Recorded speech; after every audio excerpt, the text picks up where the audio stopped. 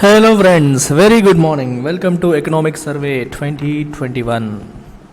సరే మరి సర్వేలో chapter 6 part 1 sustainable development and climate change అనే చాప్టర్ మనం ఇవాళ స్టార్ట్ చేద్దాం. దాంట్లో ఫస్ట్ పార్ట్ని మనం ఈరోజు డీల్ చేయబోతున్నాం అనమాట. So before that let me tell you about the two offers which are closing on 14th. ఈ నెల 14th రెండు ట్రిమెండస్ ఆఫర్స్ అనేవి క్లోజ్ అయిపోతున్నాయి. సో వాటి గురించి మీకు చెప్పాలి. మొదటిది this particular comprehensive current affairs course. ఈ కోర్స్ అనేది ఎందుకు కాంప్రహెన్సివ్ అంటున్నానంటే it covers both prelims and mains. UPSC prelims and మెయిన్స్ని కవర్ చేసే ఒకే ఒక్క కాంప్రహెన్సివ్ కోర్స్ ఇది విత్ లైఫ్ టైం వ్యాలిడిటీ. చూడండి ఈ రెండు పర్టికులర్ చూడండి, యోజన కురుక్షేత్ర కంప్లీట్గా కవర్ చేస్తాం. కంప్లీట్గా అవి మెయిన్స్కి మనకు ఉపయోగపడతాయి. అలాగే PIB, Indian express, live mint, Hindu ఇవన్నీ కూడా మనకి ప్రిలిమ్స్కి ఉపయోగపడతాయి. సో వీటన్నిటి నుంచి ఎంసీక్యూస్ ఫామ్ చేసి మీకు ఇవ్వడం జరుగుతుంది. వాటిని మనం క్లాస్లో లైవ్లో సాల్వ్ చేయడం జరుగుతుంది. అండ్ మెయిన్స్ పాయింట్ ఆఫ్ వ్యూలో ఈ రెండింటిలో వచ్చే ఆర్టికల్స్ని ఎక్స్ప్లెయిన్ చేసి వాటి నుంచి క్వశ్చన్స్ ఎలా ఫ్రేమ్ చేస్తారో కూడా చెప్పడం అనేది జరుగుతుంది. It is available at just 6,000 rupees and it is valid only till 14th మే వరకు మాత్రమే వ్యాలిడ్. ఎందుకంటే 15th నుంచి ఫీజు 10,000 అయిపోతుంది. సో జాయిన్ అవ్వాలనుకునే వాళ్ళు ఇవాళ 12, 13, 14 ఈ 2-3 డేస్లో జాయిన్ అవ్వండి. డీటెయిల్స్ కోసం ఈ నెంబర్కి మీరు కాల్ చేయొచ్చు. కామెంట్ సెక్షన్లో పేమెంట్ లింక్ ఉంటుంది, డైరెక్ట్గా మీరు వెబ్సైట్లో పేమెంట్ చేయొచ్చు అనమాట. సిమిలర్గా అనదర్ ఇంపార్టెంట్ కోర్స్ ఏంటంటే మన complete UPSC infinity course recorded మోడ్లో వర్కింగ్ ప్రొఫెషనల్స్ కోసం ఆఫర్ చేస్తున్నాము. This is for working professionals offered in recorded mode at just 40,000 rupees మాత్రమే. 40,000 రూపాయలకే మీకు ఈ కోర్స్ అందుబాటులోకి వస్తుంది. అయితే అన్నీ రికార్డెడే, కానీ daily current affairs and daily answer writing అనేది మీకు లైవ్ అటెండ్ అయ్యే ఛాన్స్ ఉంటుంది. ఇది night 8 PM editorial analysis and answer writing, 9 PM current affairs. ప్రతిరోజు even this recorded course live access ఇస్తున్నాం. ఎందుకు ఇస్తున్నామంటే వర్కింగ్ ప్రొఫెషనల్స్ కూడా ఆ టైం కల్లా ఇంటికి వచ్చేస్తారు కాబట్టి అట్లీస్ట్ ఈ 2 సెషన్స్ అన్న లైవ్ అటెండ్ అయితే they will have that feel అనేది ఇక్కడ ప్రధానమైన ఉద్దేశం అనమాట. So you will get complimentary access to all these courses. ఇందులో జాయిన్ అయ్యే వాళ్ళకి ఈ కోర్సెస్ అన్నిటికీ కంప్లీట్లీ కాంప్లిమెంటరీ యాక్సెస్ అనేది ఉంటుంది. మీరు కాంటాక్ట్ చేయాల్సిన నెంబర్ వచ్చేసి ఇక్కడ కనిపిస్తున్న నెంబర్. సో దీనికి కాల్ చేసి మీరు ఎనీ టైం జాయిన్ అయిపోవచ్చు. సరే, ఇవాళ మనం చూడబోయే టాపిక్ ఏంటి? Sustainable development and climate change. So దీనికి అదేంటో ఒకసారి చూసేద్దాం. చాప్టర్ 6. సో ఇదంతా సమ్మరీ ఉంటుంది. సమ్మరీ మనం ఎలాగో డీటెయిల్డ్గా వెళ్తాం కాబట్టి మళ్ళీ సమ్మరీ చదవడం అనేది waste of time. So let's get in to the act directly. So first thing మనం ఇక్కడ చూడబోయేది ఏంటంటే సస్టైనబుల్ డెవలప్మెంట్ గోల్స్లో ఇండియా యొక్క ప్రోగ్రెస్ ఏంటి, ఎంతగా ప్రోగ్రెస్ అయింది అనేది మనం చూడాలి. సో ఈ సస్టైనబుల్ డెవలప్మెంట్ గోల్స్లో ఇండియా ప్రోగ్రెస్ని మెజర్ చేయడానికి నీతి ఆయోగ్ వాళ్ళు ఏం చేశారంటే ఎస్డిజి ఇండియా ఇండెక్స్ రిపోర్ట్ అనేది తీసుకురావడం మొదలుపెట్టారు. అసలు ఈ రిపోర్ట్ కథ ఏంటని ఈ బాక్స్లో రాశారు, మనం డీటెయిల్డ్గా చదివేద్దాం. ఓకేనా? చూడండి. India's federal structure implies that states must take charge to enable progress on achieving the country's SDGs. Yes, మనకి సస్టైనబుల్ డెవలప్మెంట్ గోల్స్ని అచీవ్ చేయడానికి ఎవరు మరి ఛార్జ్ తీసుకోవాలి? గవర్నమెంట్స్. ఏ గవర్నమెంట్స్? స్టేట్ గవర్నమెంట్సే ఛార్జ్ తీసుకోవాలి. సో గవర్నమెంట్ ఏం చేసిందంటే ఎస్డిజి ఇండియా ఇండెక్స్ అని చెప్పి ఒకటి తీసుకొచ్చారు. This is the world's first government led sub national measure. అంటే డైరెక్ట్గా గవర్నమెంటే మెజర్ చేస్తుంది ఇండియా యాజ్ ఏ హోల్ మన పర్ఫార్మెన్స్ ఎలా ఉంది. అలాగే విత్ ఇన్ స్టేట్స్ అన్నీ కూడా ఎస్డిజి పారామీటర్స్, మొత్తం ఎస్డిజిలో 17 ఉంటాయి కదా ఈ సస్టైనబుల్ డెవలప్మెంట్ గోల్స్. ఈ 17 గోల్స్లో మన పర్ఫార్మెన్స్ ఎలా ఉంది, డిఫరెంట్ స్టేట్స్ ఎలా పర్ఫామ్ చేస్తున్నాయి, ఏ స్టేట్ అన్నిటికంటే బాగుంది, ఏ స్టేట్ అన్నిటికంటే వెనకబడి ఉంది, ఇలా వాటికి ర్యాంకింగ్ అనేది ఇవ్వడం కూడా జరుగుతుంది. అందుకే ఏమంటారు ఇక్కడ the approach of cooperative and competitive federalism. ఒకరికొకరు సహకరించుకోవడం, అది కోఆపరేటివ్. కాంపిటేటివ్ అనేసరికి ఒకరితో ఒకరు పోటీ పడ్డం. ఎస్డిజి గోల్స్ని అచీవ్ చేసే విషయంలో ఒకరితో ఒకరు పోటీ పడ్డం అనమాట. సో ఇలా అన్ని స్టేట్స్, యూనియన్ టెరిటరీస్ యొక్క ప్రోగ్రెస్ని క్యాప్చర్ చేసేలాగా ఈ నీతి ఆయోగ్ వాళ్ళు ఎస్డిజి ఇండియా ఇండెక్స్ అనేది తయారు చేశారు. సో ఈ ఎస్డిజిని అచీవ్ చేయడంలో ఎవరి ప్రోగ్రెస్ ఎంత ఉంది, ఎవరు టాప్లో ఉన్నారు, ఎవరు వెనకబడి ఉన్నారనే మనకి ఇండెక్స్ ద్వారా తెలిసిపోతుంది అనమాట. సో ఎస్డిజి గోల్స్ అన్నీ కూడా మీకు ఇక్కడ కనిపిస్తున్నాయి. సరే రివిజన్ చేసుకోవాలి అనుకుంటే మీరు ఒక్కసారి క్విక్ రివిజన్ చేసుకోవచ్చు. మీ అందరికీ తెలిసిందే SDG 1 పోవర్టీ నుంచి SDG 17 గ్లోబల్ పార్ట్నర్షిప్స్ వరకు మొత్తం అన్నింటిపైన కూడా మనకి చేస్తున్నారు. అయితే మన ఇండియా వచ్చేసరికి ఈ 17 గోల్స్లో డిఫరెంట్ స్టేట్ యొక్క పర్ఫార్మెన్స్ని మెజర్ చేస్తారు. అది ఇండివిజువల్ గోల్ స్పెసిఫిక్ పర్ఫార్మెన్స్, తర్వాత అన్నీ కలిపి కాంపోజిట్ స్కోర్ తీసుకుంటారు. మొత్తం 12కి కలిపి ఎవరు టాప్లో ఉన్నారని కూడా స్కోర్ తీసుకోవడం అనేది జరుగుతుంది. ఇది ఎప్పుడు స్టార్ట్ చేశారంటే 2018 నుంచి ఈ కార్యక్రమం అనేది స్టార్ట్ అయింది. మీకు అడుగుతారు SDG ఇండియా ఇండెక్స్ ఎప్పుడు స్టార్ట్ అయిందంటే 2018 అని చెప్పాలి. సో ఇప్పుడున్నది ఎన్నో ఎడిషన్? 3rd ఎడిషన్ అనమాట. ఈ 2021ది 3rd ఎడిషన్, 21-22 ఇంకా రిలీజ్ కాలేదు. సో 2021ది 3rd ఎడిషన్ అవుతుంది. సో ఇందులో 16 SDGsకి గోల్ వైజ్ స్కోర్స్ ఇచ్చారు. 17కి వచ్చేసరికి క్వాలిటేటివ్ అసెస్మెంట్ అంటే స్కోర్ లెవెల్. స్కోర్ ఇస్తే దాన్ని ఏమంటాం? క్వాంటిటేటివ్ అంటాం. నెంబర్స్ క్వాంటిటేటివ్ అంటాం. అలా కాకుండా ఓన్లీ స్టేట్మెంట్ మాత్రమే ఇచ్చి ఇలా ఉంది అలా ఉందని చెప్తే క్వాలిటేటివ్ అసెస్మెంట్ ఇస్తారు, కానీ ఎగ్జాక్ట్గా ఎంత స్కోర్ అని చెప్పి ఈ గోల్ నెంబర్ 17కి ఇవ్వట్లేదు. రెస్ట్ ఎవ్రీథింగ్కి కూడా ఇండివిజువల్గా స్కోర్స్ ఇవ్వడం అనేది జరిగింది. మీరు ఒక్కసారి అన్నీ కూడా చూడండి. పవర్టీది SDG 1, హంగర్ది SDG 2, health SDG 3, education SDG 4, gender equality 5, clean water sanitation 6. ఇలా అన్నీ ఒకసారి చదువుకోండి, రివిజన్ అయినట్టుగా ఉంటుంది. ఓకేనా? సో ఈ ఓవరాల్గా స్కోర్స్ని మనం ఎలా డివైడ్ చేస్తారంటే చూడండి, 0 నుంచి 49 వరకు స్కోర్ వస్తే ఆ స్టేట్ లేదా యూనియన్ టెరిటరీని యాస్పిరెంట్ అంటారు. 50 నుంచి 64 వరకు స్కోర్ వస్తే ఆ స్టేట్ని పర్ఫార్మర్ అంటారు. 65 నుంచి 99 వస్తే ఆ స్టేట్ని ఫ్రంట్ రన్నర్ అంటారు. 100కి 100 వస్తే ఆ పర్టికులర్ స్టేట్ని అచీవర్ అంటారు. సో 100కి స్కోర్ అనేది 100కి వేస్తున్నారు. 0 to 49 aspirant, 50 to 64 performer, 65 to 99 front runner, 100కి 100 వస్తే ఏంటి? అచీవర్. ఇలా స్కోర్స్ని డివైడ్ చేయడం అనేది జరుగుతుంది. అంటే స్టేట్స్ అన్నింటినీ కూడా వాళ్ళ యొక్క ఓవరాల్ స్కోర్ బట్టి మనకి పిల్లలకి గ్రేడ్ ఇచ్చినట్టు first class, second class, third class అన్నట్టు ఈ రకంగా చెప్పడం అనేది జరిగింది. ఈ నెంబర్స్, ఈ పర్సంటేజెస్ అనేవి గుర్తుండడం అనేది ఇంపార్టెంట్. మీకు ఏది పర్ఫార్మర్ కేటగిరీ, ఏది యాస్పిరెంట్ కేటగిరీ, ఏది ఏ కేటగిరీ అనేది మీకు తెలియాలన్నమాట. సో ఇవన్నీ మీకు పెద్దగా అవసరం లేదు. అయితే మీరు ఇక్కడ ఇంకొక విషయాన్ని మీరు గమనించాల్సింది ఏంటి అంటే ఇక్కడ చూడండి. ఈ నీతి ఆయోగ్ వాళ్ళు ఇచ్చిన రిపోర్ట్ ఇది. Ministry of statistics and programme implementation ఏమో నేషనల్ ఇండికేటర్ ఫ్రేమ్వర్క్ అని చెప్పి 306 స్టాటిస్టికల్ ఇండికేటర్స్ని ఐడెంటిఫై చేసింది.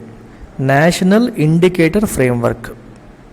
ఇప్పుడు నేషనల్ లెవెల్లో SDGsని మానిటర్ చేయడానికి, అంటే ఎలా పర్ఫార్మెన్స్ ఎలా ఉందంటే రకరకాల పారామీటర్స్ చూడాలి. ఇప్పుడు స్కూల్ పిల్లడు బాగా చదువుతున్నాడా లేదంటే ఏం చెప్తారు? మ్యాథ్స్లో ఎన్ని వచ్చాయి, సైన్స్లో ఎన్ని వచ్చాయి, ఇలాంటివి చూస్తూ వాటితో పాటు క్లాస్కి టైంకి వస్తున్నాడా లేదా, స్పోర్ట్స్లో ఆడుతున్నాడా లేదా, ఎక్స్ట్రా కరిక్యులర్ యాక్టివిటీస్ ఉన్నాయా లేదా అని రకరకాల పారామీటర్స్ తీసుకొని మనం వాటికి మెజర్ చేస్తాం. అలాగే ఒక 306 స్టాటిస్టికల్ ఇండికేటర్స్ని ఈ నేషనల్ ఇండికేటర్ ఫ్రేమ్వర్క్ అని చెప్పి MOSPI వాళ్ళు తయారు చేశారు. ఓకే, SDGsని మానిటర్ చేయడం కోసం ఈ ఇండికేటర్స్ని చూస్తారు. ఈ ఇండికేటర్స్లో వాళ్ళ పర్ఫార్మెన్స్ బట్టి స్కోర్లు ఇవ్వడం అనేది జరుగుతుందన్నమాట. ఎన్ని మొత్తం 306 స్టాటిస్టికల్ ఇండికేటర్స్ని తీసుకోవడం అనేది జరిగింది. ఇది మీరు చూడాల్సిన విషయం. అయితే ర్యాంకింగ్ చూద్దాం. ఏ స్టేట్ టాప్లో ఉంది, ఏ స్టేట్ వెనకబడి ఉంది, ఇట్లాంటివి మనం చూడాలి. అది మనకి అడిగే అవకాశం ఉంటుంది. ఇదంతా అవసరం లేదు, డైరెక్ట్గా ర్యాంకింగ్స్లోకి వెళ్ళిపోదాం. ఇది ఇంపార్టెంట్. మనకి ఏది చదవాలి, ఏది మిస్ చేయాలనేది కూడా మీకు తెలియాలి, లేకపోతే మీకు టైం తినేస్తుంది. సో ఇందులో చూస్తే మీకు ఇందాక చెప్పాను, అందరికంటే 100కి 100 వచ్చేవాడు అచీవరు. 64 నుంచి 99 వరకు వస్తే ఏం చెప్పాను? Front runner. 40 నుంచి వాళ్ళేమో పర్ఫార్మర్ అని చెప్పాము. ఆ కింద ఉండే వాళ్ళు యాస్పిరెంట్ అని చెప్పాం. AFPA. సో అచీవర్ ఎవరూ లేరు. No one is achiever. ఏ ఒక్క స్టేట్ కూడా 100కి 100 స్కోర్ రాలేదు. మరి హయ్యెస్ట్ ఎవరికి వచ్చింది? యాజ్ యూజువల్ కేరళకు వచ్చిన స్కోర్ ఎంత? 75. ఇంతకు ముందు వచ్చిన స్కోర్ కంటే 5 పెరిగింది, అందుకే అలా రాశారు +5 అని. Kerala is the top most state as far as SDG index is concern, performance with respect to SDG is concerned. Andhra Pradesh state వచ్చేసి 72లో ఉంది. తెలంగాణ వచ్చేసి 69 ఉంది స్కోర్. అన్నిటికంటే హయ్యెస్ట్ కేరళది 75 ఉంది. సో ఇక్కడ కనిపిస్తున్న ఈ స్టేట్స్ అన్నీ కూడా ఏ కేటగిరీ? ఫ్రంట్ రన్నర్ కేటగిరీలో ఉన్నాయి. ఫ్రంట్ రన్నర్ కేటగిరీలో ఉన్నాయి ఇవన్నీ కూడా. అలాగే పర్ఫార్మర్స్ అంటే ఇంకా కిందకి వచ్చేసరికి చూడండి, వీళ్ళు అప్ టు 64 వరకు పర్ఫార్మర్, 65 నుంచి 99 వరకు ఫ్రంట్ రన్నర్. సో ఇక్కడ త్రిపుర 65 ఫ్రంట్ రన్నర్, మణిపూర్ 64లో ఉండిపోయింది, పర్ఫార్మర్గా ఉండిపోయింది. ఇలా మనం చూసుకోవాలి. సో ఈ పర్ఫార్మర్ కేటగిరీ మనకు అవసరం లేదు, కానీ ఫ్రంట్ రన్నర్ కేటగిరీ చూసుకోండి. ఫ్రంట్ రన్నర్లో కూడా టాప్ 3-4 స్టేట్స్ కేరళ, తమిళనాడు, హిమాచల్ ప్రదేశ్, ఆంధ్రప్రదేశ్. ఒక 3-4 గుర్తుపెట్టుకుంటే సరిపోతుంది మనకి. ఇది యూటీస్. బెస్ట్ పర్ఫార్మింగ్ యూటీ ఏంటి? చండీగఢ్ 79. ఇన్ఫ్యాక్ట్ చండీగఢ్ యొక్క స్కోర్ ఏమో ఈవెన్ కేరళ కంటే ఎక్కువ ఉంది. కేరళ స్కోర్ 75, చండీగఢ్ 79. అయితే కేరళ అనేది స్టేట్, చండీగఢ్ ఏమో యూనియన్ టెరిటరీ. ఓవరాల్గా స్టేట్స్ అండ్ యూనియన్ టెరిటరీస్ రెండింటిని కలిపితే best performer Chandigarh. Only states తీసుకుంటే కేరళ. ఇది మనం చూడాల్సింది. So these are the union territories that we have. 50 to 64, 50 to 64 performer, 65 to 99 వచ్చేసి ఫ్రంట్ రన్నర్. ఇది గోల్ వైజ్ పర్ఫార్మెన్స్ అమ్మ. అంటే ఒక్కొక్క గోల్లో ఎస్డీజీ 1లో ఎంత, 2లో ఎంత, ఇదంతా మనకు అవసరం లేదు. ఇవన్నీ మీరు మెమరైజ్ చేయాల్సిన అవసరం కూడా లేదు. ఓవరాల్ పర్ఫార్మెన్స్ చూస్తే చాలు. ఇది కూడా మీకు ఇవన్నీ మీకు ఏంటంటే సింగిల్ ఒక్కొక్క గోల్లో రాశారు. ఇంత డీటెయిల్డ్గా మనం మెమరైజ్ చేయాల్సిన అవసరం అనేది లేదు. You can skip all of them. Yes, next important aspect వచ్చేసి స్టేట్ ఆఫ్ ది ఎన్వైరన్మెంట్. ఇది ఇంపార్టెంట్, ఇది గుర్తుపెట్టుకోండి. ఇందులో మీరు చూడాల్సింది ఏంటి చూడండి. Sustainable development requires balancing of rapid economic growth with conservation, ecological security, environmental stability. మనందరికీ తెలిసిందే, ఎకనామిక్ గ్రోత్ ఒక్కటే ఉంటే సరిపోదు, అది సస్టైనబుల్గా ఉండాలి. సో మనం ఫారెస్ట్ని కాపాడుకోవాలి, ఎన్వైరన్మెంట్ని కాపాడుకోవాలి అనే ఆస్పెక్ట్ చెప్పారు. సో దాని అర్థం ఏంటి?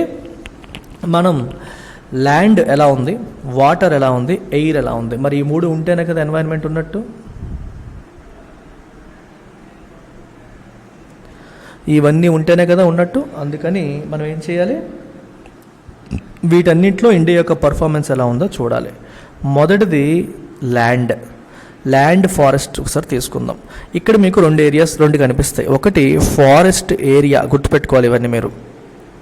రెండోది ఫారెస్ట్ కవర్. ఫారెస్ట్ ఏరియా అంటారు, ఫారెస్ట్ కవర్ అంటారు. So first forest area. ఈ డెఫినేషన్స్ అనేవి చాలా important. Forest area refers to area recorded as forest in government records. Government రికార్డ్స్లో ఫారెస్ట్ అని ఏవైతే రికార్డ్ చేస్తారో వాటిని మాత్రమే ఫారెస్ట్ ఏరియా అంటారు. Okay, and it is also called recorded forest area. Recorded forest area అన్న ఫారెస్ట్ ఏరియా అన్న ఒకటే. ఇది అఫీషియల్గా గవర్నమెంట్ రికార్డ్స్లో రికార్డ్ అయ్యింది. సో దీని ప్రకారం ప్రపంచవ్యాప్తంగా ఏ దేశంలో ఎక్కువ ఫారెస్ట్ కవర్ ఉంది, ఏ దేశంలో ఎక్కువ ఫారెస్ట్ ఏరియా ఉంది, ఇండియా పొజిషన్ ఏంటి అనేవి ఒకసారి మనం చూద్దాం. ఇవన్నీ చదవకండి, డైరెక్ట్గా చార్ట్స్ చూస్తే మనకు అవుతుంది. మీరు ఒకసారి చూడండి. అది ఇక్కడ ఏం కనిపిస్తుంది? Top 10 countries by forest area in 2020. ఏ కంట్రీలో ఫారెస్ట్ ఏరియా ఎక్కువ ఉంది? రష్యాలో ఎక్కువ ఉంది, followed by Brazil, followed by Canada, followed by USA, followed by China. So top 5 ఇవి. ఇండియా పొజిషన్ అడుగుతారు, 10th పొజిషన్. అంటే based on absolute forest area India position ఎంత వరల్డ్లో? 10th position. నెంబర్ 1 ఏంటి? Russia, followed by Brazil. ఇది ఒక రకంగా చూడాల్సిందే. ఇక్కడ ఇంకో ఆస్పెక్ట్ చూడాలి. మరి ఇండియాలో ఉన్న ఈ ఫారెస్ట్ ఏరియా ఏదైతే ఉందో ఎంత ఉంది? 72,160,000 హెక్టర్స్. 72,160,000 హెక్టర్స్ ఇండియాలో ఉన్న ఫారెస్ట్ ఏరియా. ఈ పర్టికులర్ ఫారెస్ట్ ఏరియా అనేది ఇండియా యొక్క టోటల్ జోగ్రఫికల్ ఏరియాలో 24% అనేది ఉంది. వరల్డ్ జోగ్రఫికల్ ఏరియాలో 2% ఉంది. వరల్డ్ యొక్క టోటల్ ఫారెస్ట్ ఏరియాలో ఇండియాలో ఉన్న ఫారెస్ట్ 2% అన్నమాట. టోటల్ ఇండియా యొక్క జోగ్రఫికల్ ఏరియాలో ఇండియాలో ఉన్న ఫారెస్ట్ 24%. అంటే ఇండియాలో 100 సెంట్లు భూమి ఉంటే 24 సెంట్లు ఫారెస్ట్ ఉంది అని అర్థం. ఓవరాల్గా 24% of India's land comprises of forest అని అర్థం. అయితే మరి ప్రపంచవ్యాప్తంగా కూడా పర్సంటేజ్ పాయింట్ ఆఫ్ వ్యూలో తీసుకుంటే, అంటే ఏ దేశం యొక్క భూభాగంలో ఫారెస్ట్ యొక్క పర్సంటేజ్ ఎక్కువ అనే పారామీటర్లో, we're not looking at absolute area. Absolute area ప్రకారం ఏది? రష్యా. అంటే ఎన్ని ఎకరాలు, ఎన్ని హెక్టార్స్ అనే ఏరియా లెక్క ప్రకారం అయితే రష్యా. కానీ ఆ దేశ భూభాగంలో ఫారెస్ట్ ఏరియా యొక్క పర్సంటేజ్ ఎంత అనే పారామీటర్ ప్రకారం వెళ్ళామనుకోండి, అప్పుడు ఈ రెడ్ చూడండి, పర్సంటేజ్ ఆఫ్ కంట్రీ ఏరియా, ఫారెస్ట్లు అనేవి ఆ కంట్రీ ఏరియాలో ఎంత పర్సెంట్ ఉన్నాయి, ఆ పారామీటర్లో వెళ్తే వరల్డ్లో నెంబర్ 1 ఏమొస్తుంది? బ్రెజిల్ వస్తుంది. అమెజాన్ రెయిన్ ఫారెస్ట్ ఉన్నది ఎక్కడ? బ్రెజిల్లో. బ్రెజిల్ భూభాగంలో 59% ఫారెస్టే. బ్రెజిల్ భూభాగంలో 59% only forest, followed by Peru, DRC, democratic republic of Congo, DRC అంటే. రష్యా కూడా 50%. రష్యా ఆల్రెడీ చాలా పెద్ద కంట్రీ, దాంట్లో మళ్ళీ 50% ఫారెస్ట్ ఏరియా ఉంది. ఇండియా పొజిషన్ తీసుకోండి, ఇక్కడ 1 2 3 4 5 6 7 8, ఇండియా 8th పొజిషన్లో ఉంది. అంటే పర్సంటేజ్ ఆఫ్ కంట్రీ ఏరియా ప్రకారం తీసుకుంటే ఇండియా 8th పొజిషన్లో ఉంది. అబ్సల్యూట్ ఏరియా బట్టి తీసుకుంటే ఇండియా 10th పొజిషన్లో ఉంది. ఇండియా 10th పొజిషన్లో ఉండడం అనేది జరిగింది. ఇది మనం గుర్తుపెట్టుకోవాల్సిన అంశాలు. ఇండియా యొక్క ఫారెస్ట్ ఏరియా గత కొన్ని సంవత్సరాలుగా పెరుగుతూ వచ్చింది. మూడో పారామీటర్ ఏంటి? Average annual net gain. Forest area విషయంలో యావరేజ్గా ఇయర్లీ గ్రోత్ ఎంత ఉంది అనే ఆస్పెక్ట్ తీసుకుంటే ఇండియాలో 0.38% గ్రోత్ అనేది కనిపిస్తుంది. 2010 నుంచి 2020 వరకు తీసుకుంటే ఇయర్కి 0.38% గ్రో అవుతూ వస్తుంది. దీన్ని ఒకసారి ఇక్కడ చూద్దాం. ఇక్కడ మీరు చూస్తే చూడండి, ఇది గ్రోత్. ఇక్కడ చూడాలి మీరు, percentage of forest area growth అనమాట, ఎంత గ్రో అవుతుందని తీసుకుంటే ఇండియా 0.38% గ్రో అవుతుంది ఇయర్కి. చైనాలో 0.93% గ్రో అవుతుంది. ఆస్ట్రేలియాలో 0.34% గ్రో అవుతుంది. అంటే ఎవ్రీ ఇయర్ ఎంత పర్సెంట్ ఫారెస్ట్ ఏరియా గ్రో అవుతోంది అనే పారామీటర్లో మనం ఇక్కడ చూసాం. మీకు అర్థమైందా? ఇండియా గ్రోత్ రేట్ ఎంత? 0.38%. యావరేజ్ యాన్యువల్ నెట్ గెయిన్, ఇది పర్సంటేజ్ పరంగా. అలా కాకుండా ఓవరాల్గా ప్రతి సంవత్సరం ఎంతెంత ఫారెస్ట్ ఏరియా యాడ్ చేస్తున్నారనే పాయింట్ ఆఫ్ వ్యూ తీస్తే చైనా ఉంది. చైనాలో సంవత్సరానికి 1937,000 హెక్టర్స్ని కొత్త ఫారెస్ట్ని వాళ్ళు యాడ్ చేస్తున్నారు. అంటే ఫారెస్ట్లు గ్రో చేస్తున్నారు వాళ్ళు, అంతంత ఫారెస్ట్లు గ్రో అవుతున్నాయి ఎవ్రీ ఇయర్. గ్రీనరీ పెరగాలని చెప్పి చైనా వాళ్ళు ఒక పెద్ద ప్రాజెక్ట్ లాగా తీసుకొని చేయడం జరుగుతుంది. ఆ పారామీటర్ పరంగా ఇండియా 3rd పొజిషన్లో ఉంది. పర్సంటేజ్ పరంగా 3rd కాదు. ఇక్కడ ఏంటి, ఇక్కడ ర్యాంకింగ్ అనేది పర్సంటేజ్ పరంగా ఇవ్వాల. ఈ గ్రీన్ బాక్స్ చూడండి, ఈ గ్రీన్ బాక్స్ ఏంటి? ఏరియా. అంటే ఒక ఇయర్కి ఎంత పెరిగింది, ఒక ఇయర్కి ఎన్ని హెక్టార్స్ ఆఫ్ ఫారెస్ట్ ఏరియా పెరుగుతూ వస్తుంది అనే పారామీటర్లో ఇండియా 3rd పొజిషన్లో ఉంది. మళ్ళీ ఒకసారి రిపీట్ చేస్తున్నాను చూడండి, ఇక్కడ మీకు చాలా ఇంపార్టెంట్ ఆస్పెక్ట్. ఫారెస్ట్ ఏరియా పరంగా, ఓన్లీ ఫారెస్ట్ ఏరియా పరంగా ఇండియా పొజిషన్ ఎంత? 10th. Forest area as a percentage of country area, ఆ పర్టికులర్ కంట్రీ ఏరియాలో ఫారెస్ట్ పర్సంటేజ్ ఎంత అనే పాయింట్ ఆఫ్ వ్యూలో India ranking 8th. Average annual gain, percentage కాదు, average annual gain point of వ్యూలో India position 3rd.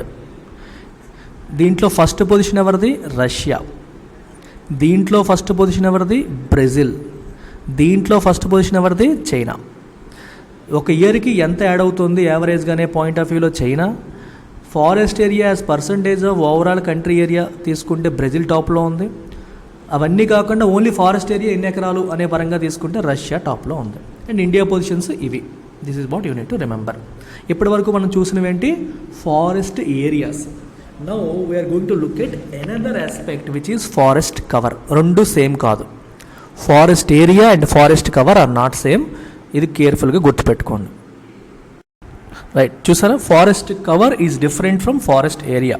Forest cover ఏంటి? Forest cover comprises all lands. చాలా important, ఇది చాలా కేర్ఫుల్గా వినాలి మీరు, కేర్ఫుల్గా వినాలి. చూడండి, it comprises all lands more than 1 hectare in area with a tree canopy density of more than 10%.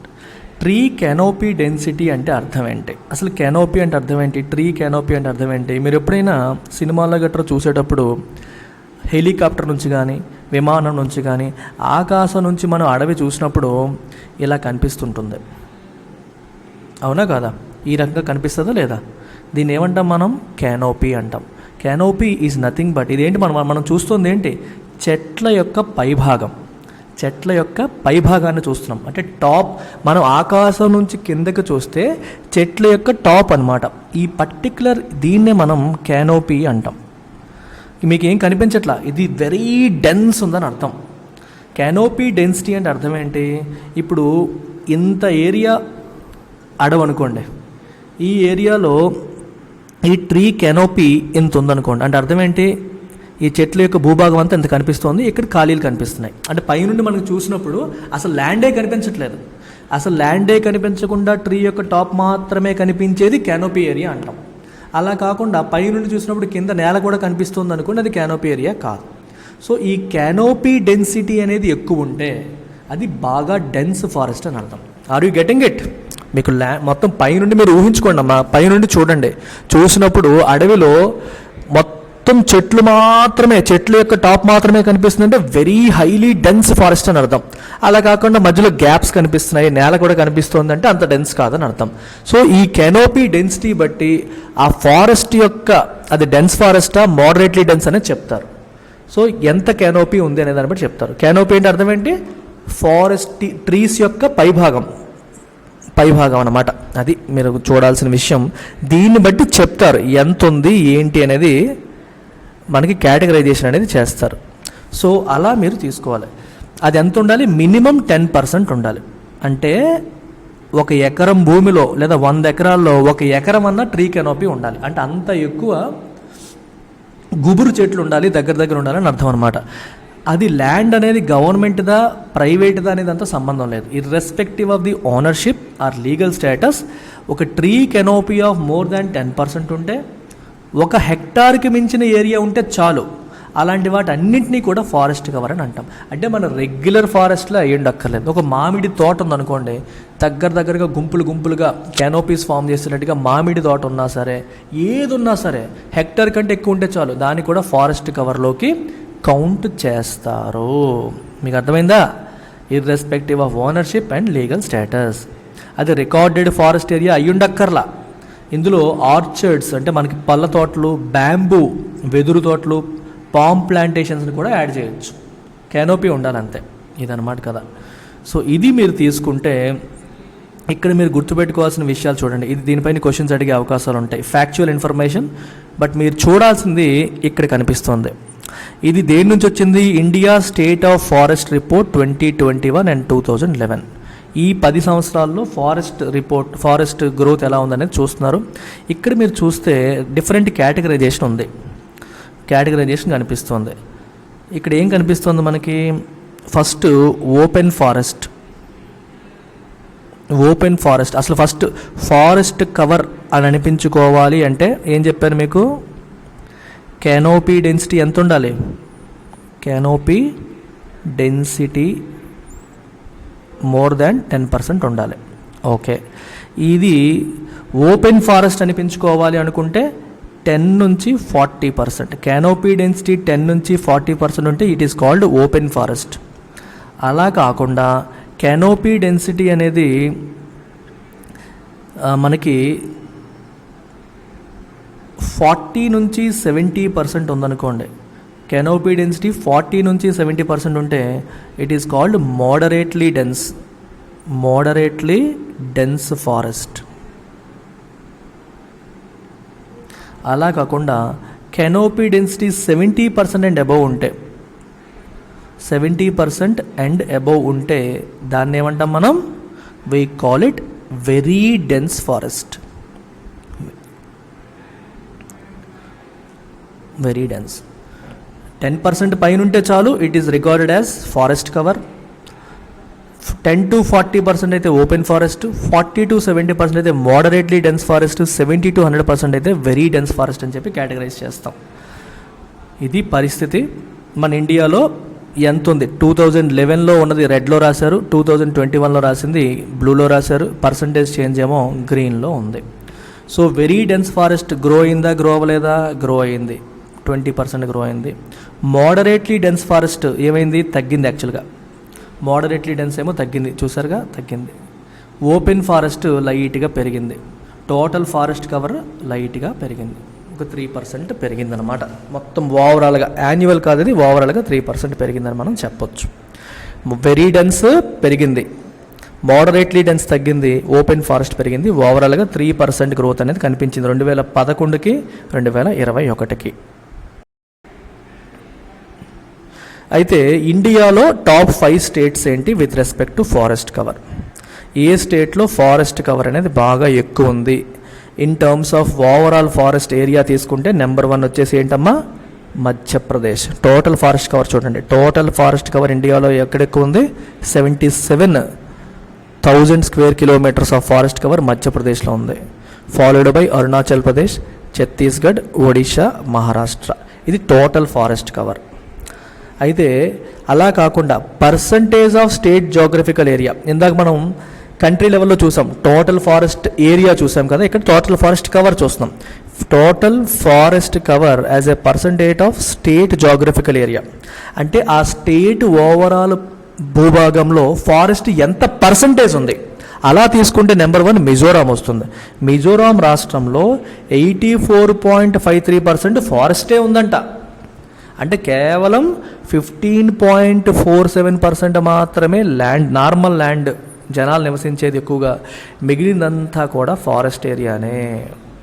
Arunachal ప్రదేశ్లో 79.33, మేఘాలయలో 76%, మణిపూర్లో 74.34, నాగాల్యాండ్లో 73.90. If you observe all these are north eastern states. North eastern states ఎక్కువగా ఫారెస్ట్ కవర్తో నిండిపోయాయి. ఇది top 5 states by geographical area.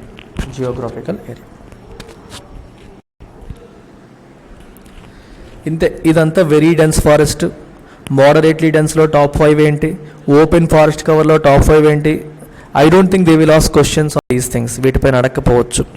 Cities పరంగా అడిగితే అడగొచ్చు, ఏ సిటీలో మనకి ఎక్కువ ఫారెస్ట్ కవర్ ఉంది అనే ఆస్పెక్ట్ మనం తీసుకుంటే, ఇక్కడ 2021 రెడ్ ఇచ్చారు కదా, సో రెడ్ పరంగా తీసుకుంటే మీకు హైయెస్ట్ ఎక్కడుంది, ఇక్కడ ఢిల్లీలో ఎక్కువ కనిపిస్తుంది. ఫాలోడ్ బై ముంబై తర్వాత అహ్మదాబాద్, బెంగళూరు, ఇలా మనకి కనిపిస్తుంది. 2011కి ఇప్పటికీ మార్పులే ఉన్నాయని చెప్పి టాప్ 7 సిటీస్ ఇవి. అంతే. సో ప్లాస్టిక్ వేస్ట్ మేనేజ్మెంట్ మనం నెక్స్ట్ పార్ట్లో చెప్తాను. ఇంతకంటే ఏం చదవాల్సిన అవసరం లేదు. సో చిన్నది, ఇది చాలా చిన్న టాపిక్, ఫాస్ట్గా అయిపోతుంది. మొత్తం 38 పేజెస్లో మనం ఆల్రెడీ 14 పేజెస్ కవర్ చేసేసాం. నెక్స్ట్ పార్ట్లో విల్ ఫినిష్ అనదర్ 14-15 పేజెస్, తర్వాత క్లోజ్ అయిపోతుంది. అండ్ మీరు యూపీఎస్సీకి ప్రిపేర్ అవుతున్న వాళ్ళైతే అందులో ఎకానమీకి మీకు ఫేవరెట్ సబ్జెక్ట్ లేదా ఎకానమీ అంటే మీకు భయం ఉందనుకోండి, then you can take my economy course separately by paying just 5,000. So కేవలం 5,000 రూపాయలకే మీరు ఎకానమీ క్లాసెస్ వినొచ్చు. And these classes also come with lifetime validity. So ఏ సబ్జెక్ట్ అయినా మీరు 5,000 పే చేసి రావచ్చు. అందులో ఎకానమీకి జనరల్గా డిఫికల్ట్గా ఫీల్ అయ్యే సబ్జెక్ట్ కాబట్టి మీరు, I strongly recommend you to go for this and you can call this number to join the course. Take care అమ్మా, బాయ్.